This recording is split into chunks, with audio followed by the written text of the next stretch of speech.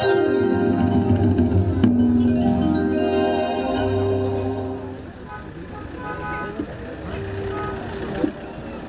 ओम। श्रीमन महागणाधिपते नमः। विघ्न विनाशक मंगलमूर्ति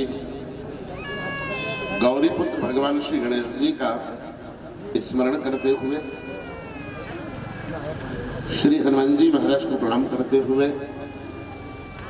वागवागेश्वरी भगवती भारती माँ सरस्वती की वंदना करते हुए, ज्ञान की साधना की तपोभूमि की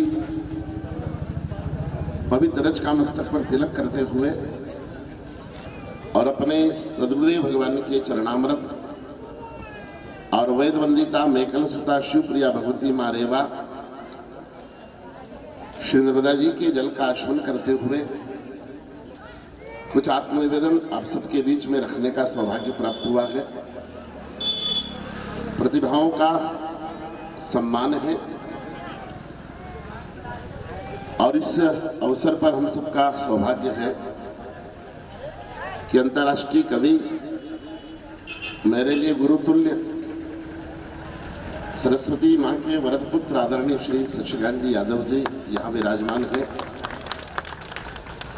और मेरा ये भाग्य भी है कि मेरे अन्य कार्यक्रमों के वो सूत्रधार रहे हैं।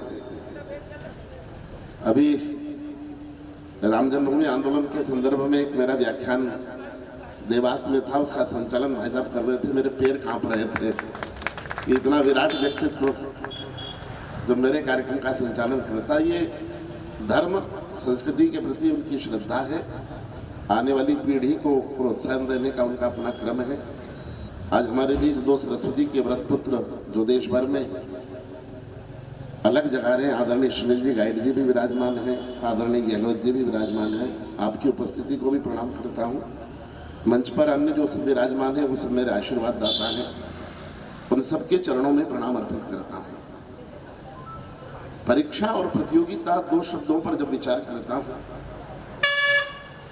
तो रामचरितमानस, वाल्मीकि रामायण और श्रीमद् भागवत, इन तीनों ग्रंथों को खंगालकर मैंने देखा, मुझे कहीं नहीं मिला कि वशिष्ठ जी ने कभी राम की कोई परीक्षा ली हो। श्रीमद् भागवत में कहीं नहीं लिखा कि महर्षि सांदीपनि ने कभी कृष्ण की परीक्षा ली हो। इसलिए रामायण और भागवत में परीक्षाएं नहीं हैं। परीक्षाएं हैं तो महाभारत में है, क्योंकि परीक्षाओं ने हमेशा महाभारत का निर्माण किया। महाभारत में बहुत परीक्षाएं हैं, लेकिन भागवत में परीक्षा नहीं है, रामायण में परीक्षा नहीं है। अगर सारे शिक्षक यहाँ बैठे मुझे क्षमा कर दे तो एक बात कहता हूं, परीक्षा का जन्म संशय में से हुआ है। संदेह की कोप में से परीक्षा का जन्म हुआ। एक शिक्षक जब ये तय नहीं कर पाया कि मैंने बच्चे को पढ़ाया कि तो ये पढ़ा कि न पढ़ा, अगर वो स्वयं तय कर लेता कि नहीं पढ़ा मेरा बच्चा, तो फिर पढ़ाना शुरू कर देता। अगर उसे ये पता लग जाता कि मैंने पढ़ाया और ये पढ़ लिया, तो स्वतः उसे अगली कक्षा में भेज देता। लेकिन शिक्षक स्वयं संशय में था और उसका बच्चे पर संशय था कि ये पढ़ा कि ना पढ़ा, उसमें से उसने परीक्षा आयोजित की। लेकिन शिक्षक ने जब परीक्षा आयोजित की तो जब शिक्षक पर संशय पैदा हुआ, उसमें से बोर्ड की परीक्षा का जन्म हुआ। इसलिए मैं कहता हूं, बोर्ड की एग्जाम इस देश के शिक्षकों का अपमान है।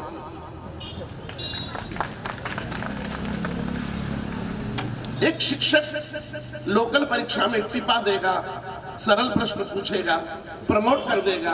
ये पूरे एजुकेशन डिपार्टमेंट को शिक्षक पर भरोसा ही नहीं था, इसलिए उसने बोर्ड एग्जाम की।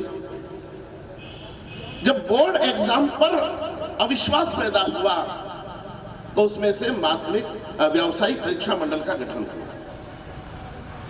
इसलिए बोर्ड में अब टॉपर हैं। मध्य प्रदेश के बोर्ड का डायरेक्टर रहा हूं, मेरा भाग्य रहा है एमपी बोर्ड में मैं।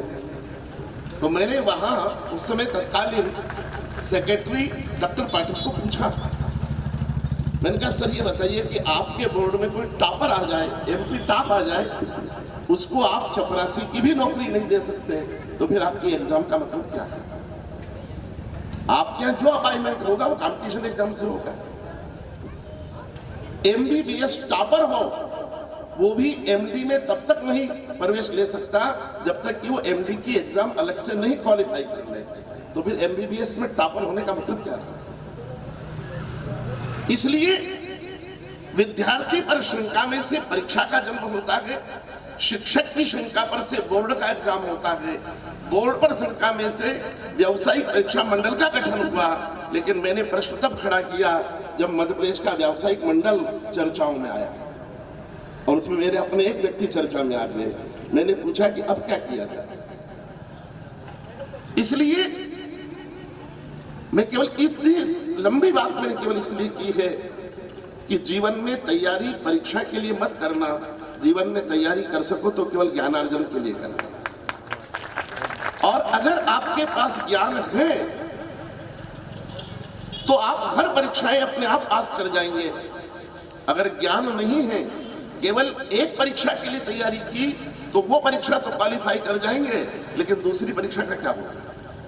और अगर ज्ञान हुआ तो जितनी एग्जाम जीवन में आएगी वो सब आप पास कर जाएंगे। इसलिए अध्ययन कभी भी परीक्षाओं के लिए मत कीजिए, परीक्षाओं के लिए अध्ययन नहीं, जीवन में ज्ञानार्जन के लिए, आत्मसिद्धि के लिए स्वाध्याय कीजिए।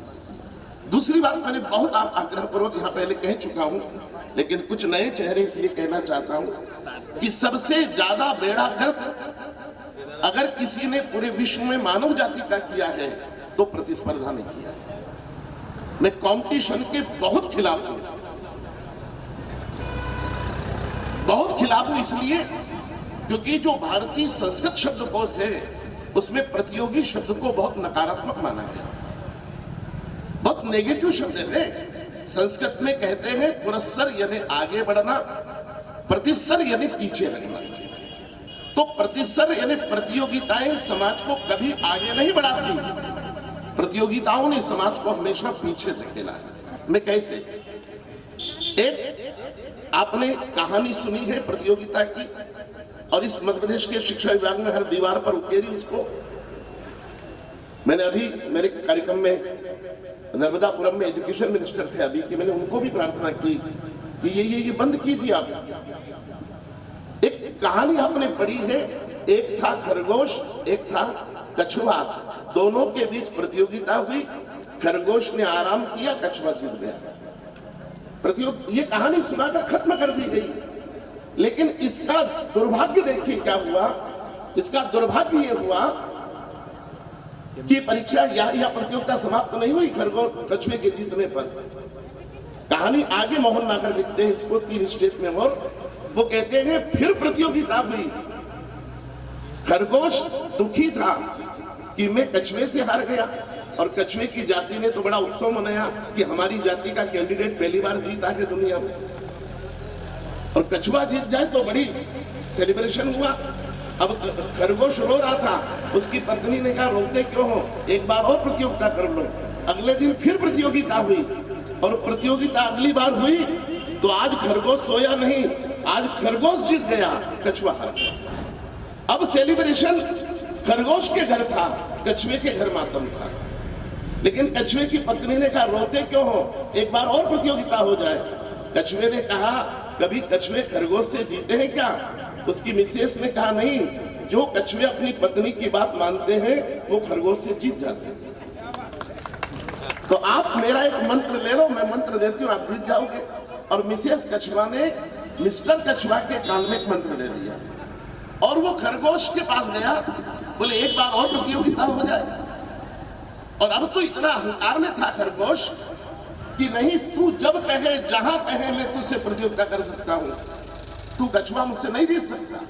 और कभी कभी जीतने के बाद इतने अहंकार पैदा हो जाते हैं कि अब 25 साल तक तो हमें कोई हरा ही नहीं सकता। ये अहंकार पैदा मत कर लेना कि नहीं अब हमें हराने वाला कोई पैदा ही नहीं हुआ। खरगोश को अहंकार हुआ, कछुए ने कहा नहीं नहीं कल हो जाए प्रतियोगिता। बोले ठीक, समय मैं तय करूंगा। खरगोश ने कहा तेरी इच्छा तब सुबह शाम दोपहर, बोले स्थान मैं तय करूंगा, बोले तू जहां कहे वहां मैं दौड़ लूंगा तेरे साथ, बोले रूल्स रेगुलेशन मैं तय करूंगा। खरगोश ने कहा तू जैसे कहे वैसा दौड़ लूंगा। कोई कछुआ जीतेगा खरगोश से? बोले कल सवेरे 8 बजे आ जाना, तालाब की पाल पर जो आम का पेड़ है उसके नीचे। और अगले दिन आम के पेड़ के नीचे दोनों पहुंच गए सुबह 8 बजे।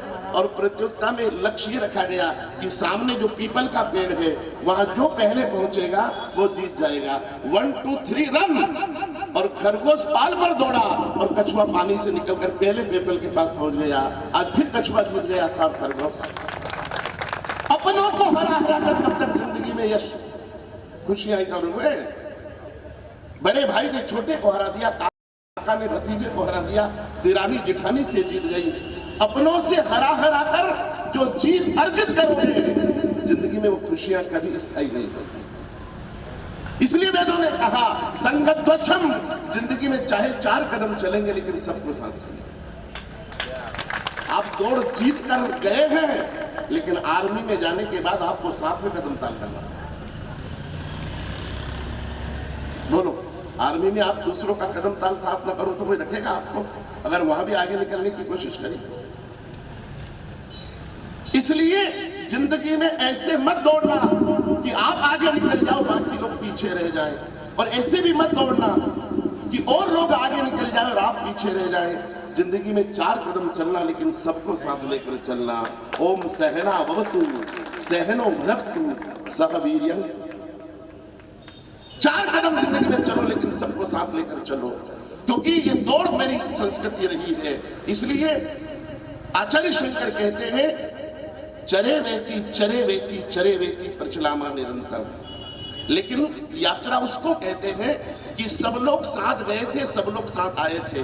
वही तीर्थ यात्रा थी, वही कलश यात्रा थी, वही शोभा यात्रा थी, वही वर यात्रा थी जिसमें सब साथ चले थे और सब साथ आए। वही शोभा यात्रा होती है। लेकिन जिसमें सब साथ गए थे लेकिन एक को शमशान छोड़कर आ गए थे, वो शव यात्रा थी। जिसमें कोई हमारा छूट जाए वो शिव यात्रा नहीं, शव यात्रा है। और इसलिए अब आप जीत गए हैं। मैं बार बार कहता हूँ, एक लक्ष्य अकेडमी को मैंने पहले भी कहा था, और अभी देश के 4 बड़े इंस्टीट्यूट में मैं होकर आया हूं। और अभी माननीय मोदी जी ने प्रेरणा करके कार्यक्रम उनकी जन्मभूमि पर शुरू किया है। मुझे वहां का भी निमंत्रण मिला है, वहां भी देश भर के विद्यार्थियों के बीच मुझे जाना है।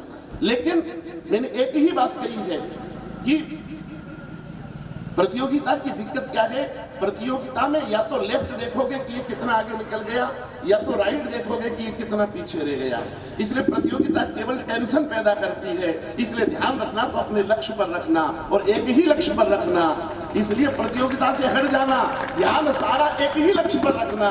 ना दाएं देखना, ना बाएं देखना, ना मेरी किसी से बराबरी, ना मेरी किसी से होड़, ना मेरी किसी से बराबरी, ना मेरी किसी से होड़, मेरी अपनी मंजिल, मेरी अपनी दौड़।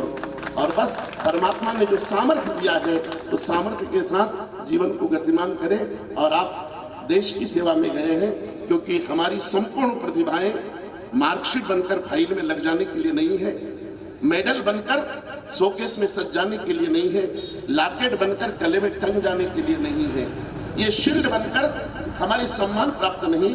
अगर हमारी प्रतिभाएं इस देश के काम न आ पाई, जिस अर्जुन ने मछली की आग बांधकर उस प्रतियोगिता को जीतकर द्रौपदी को प्राप्त किया था, वही अर्जुन द्रौपदी के साड़ी के पल्लू को दुशासन से नहीं छीन पाया।